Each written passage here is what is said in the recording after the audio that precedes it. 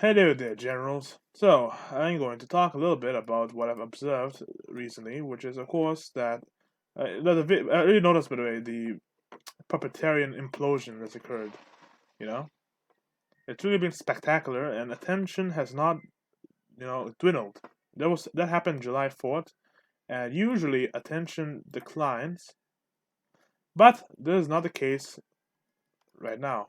Instead, attention has actually increased. One way that I noticed increase in attention has been that, for example, the video I did on the propertarian thing was, steadily gaining some views slowly. It began very slow, and then it had this sort of slope, and I saw this slope appear. And then all of a sudden, like 3 days after, so let's say the 7th of July, I see this massive jump in views, which tells me that attention on February attention to the whole thing has increased, and that's a very interesting development. Because yeah, again, usually attention decreases. Usually people start forgetting, but not this time. People ain't forgetting this time. Not at all. People are remembering stuff and collecting more and more information. So what happened? Well, to recap, you have propertarians propertarians are sort of like, you could say they are sort of modified version of libertarians. They're supposed to fix some things that libertarians would have a problem with, and the problem the propertarians have though is that their numbers are pretty damn small. So because their numbers are so small, they need to get more bulk effectively. They need more people. So they decided to partner when they did a Declaration of Reformation, which was some sort of like pledge, you know, where effectively they declared to reform the system or whatever. But it was this pledge, and in this pledge, they were going to, promise to, improve things. And unfortunately, no improvements have been made, it seems. No improvements at all. Actually, things are getting worse. Much worse. Much, much worse. So, they partnered with some 2A people, boomers, effectively. 2A boomers, you could say. And these 2A boomers, they have certain beliefs, I suppose. And they believe that, well, we should just give our opponents some of our time, some space to say their piece. And unfortunately, this has a little problem. Just they have very little time for themselves. Okay, well, their opponents have all the time in the world. So it's really funny that they're giving their limited time, their limited platform to these people who, by the way, would not do the same courtesy to them. And people saw this as weakness. People saw this as, and because it is weakness in the end, really. You're being weak. Like, you're being really weak. And weakness is not something which is supposed to be propertarianism. Not at all. Weakness is supposed to be something of something else. But whatever it is, not propertarian. Propertarianism is supposed to be like strength, right?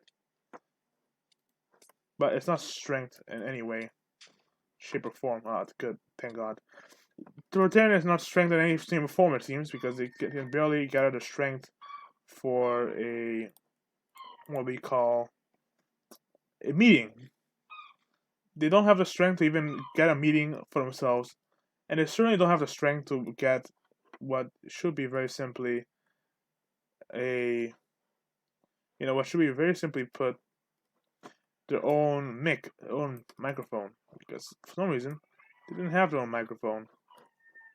No, they didn't have their own microphone. That's the reason, by the way, why he probably got messed up, is indeed because of the simple fact that because they didn't have control of the mic, they had to do what other imbeciles wanted, and these imbeciles wanted to do a bunch of stupid stuff.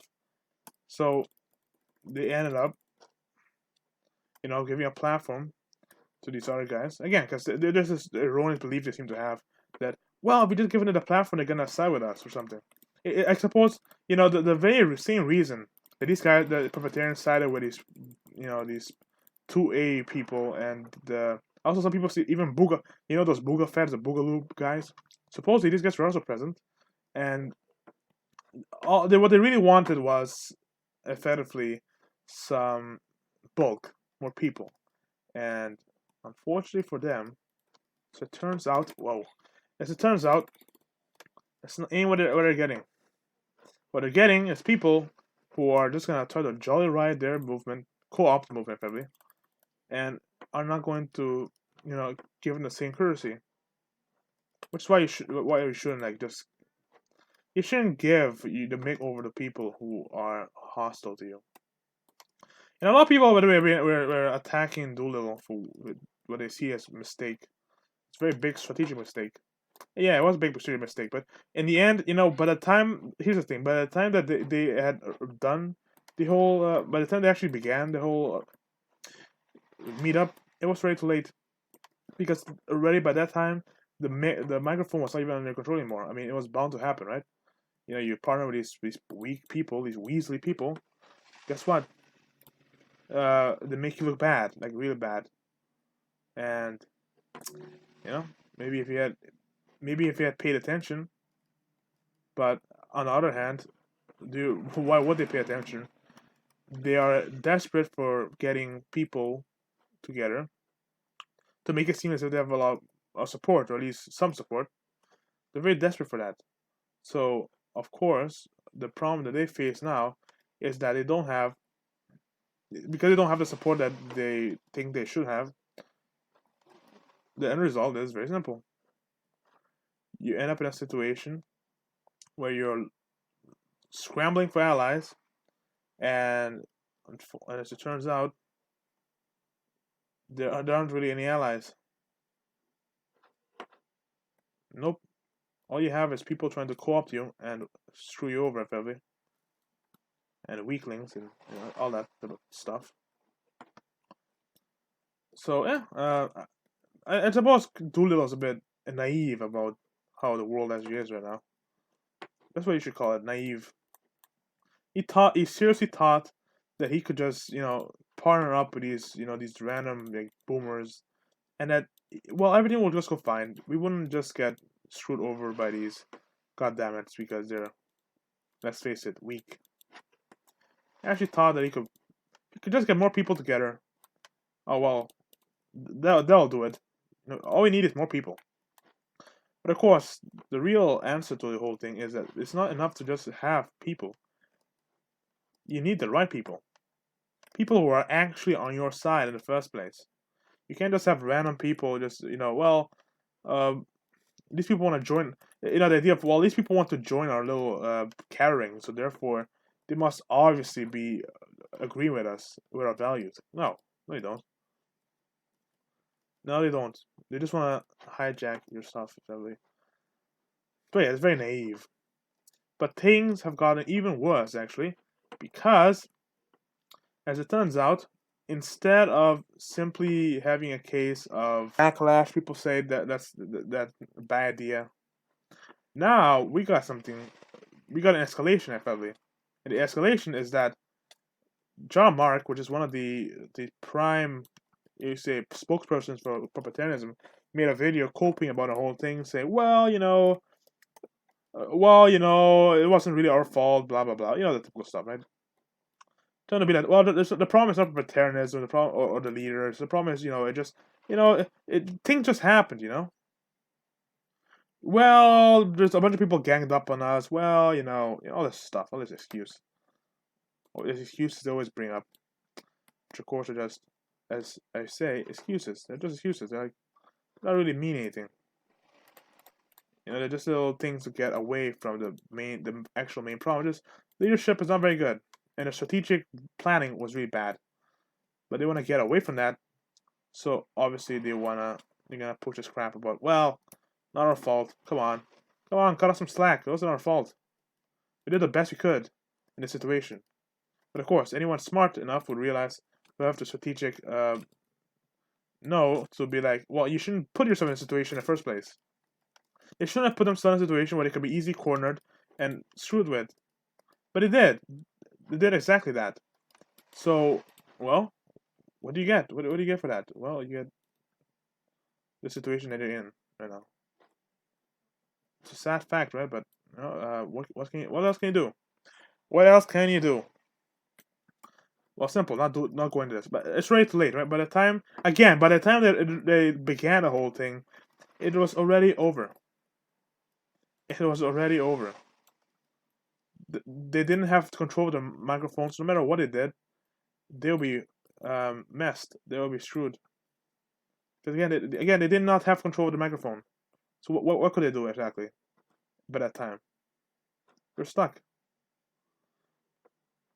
So in a way, they are right in saying, well, I mean, we did the best we could. Yeah, you put yourself in an untenable situation, and you did the best you could in an untenable situation. Sure, but the whole point is not to get yourself there. Don't get yourself in a situation where you can only lose. Is the idea, right? Don't put yourself in a situation where the only thing that can come out of it is bad, negative. That's obvious. It's more simple strategic planning, but no, they can't even comprehend that. It seems can't even comprehend that. So, I mean, that's hopeless, right? Yeah. How hopeless do you have to be not even be able to comprehend that?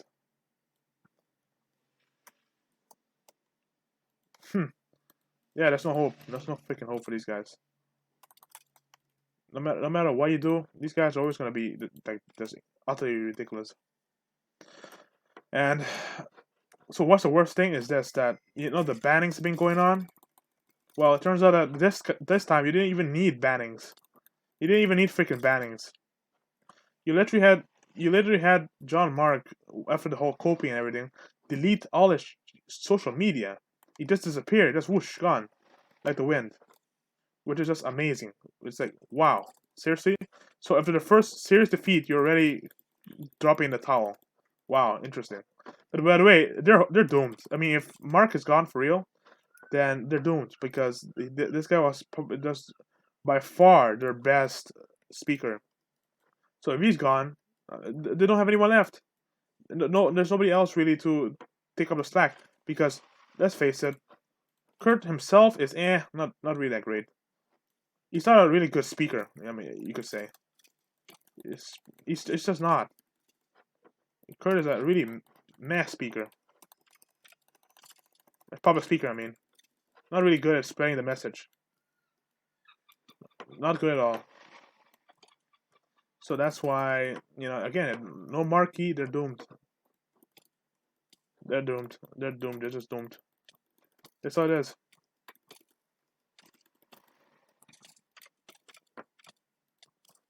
So, what else do you have, man? Not much. Not much, actually. Yeah, you don't have much left. All hope is lost for the Propertarians. Now, so now that they've lost, so effectively we can tally up what's happened there. So what have they gained? Well, they did a little public stunt. Okay, so at least they managed to get a public stunt going, and it didn't get completely derailed. I mean, they got somewhere, but for that public stunt, they have had to pay with a lot of stuff. They've had to pay with, their reputation. Like nobody takes them seriously anymore. Everyone thinks they're ridiculous. They're fools. They've had to pay really with one of their best public speakers just disappearing. So they have to pay that price. That guy's gone now. That's gone. Like that's just gone. So I don't know. I don't think that's something they can really recover. And replacements for a guy like that, they're not gonna find a replacement. Nobody that has very good public speaking skills is going to bother with this type of nonsense. Like seriously, who's not bother with propertarianism for this? Even if people actually agree with propertarianism, they would simply refuse to have dealings with us because they would say, "Look, man, you guys are just bad. Like, you guys are just bad PR. If I become part of your stuff, all I'm gonna get is I'm gonna get is people making fun of me effectively. People are just gonna be making fun of me. That's all I'm gonna be getting. That's all you're gonna be getting from partnering yourself with propertarianism.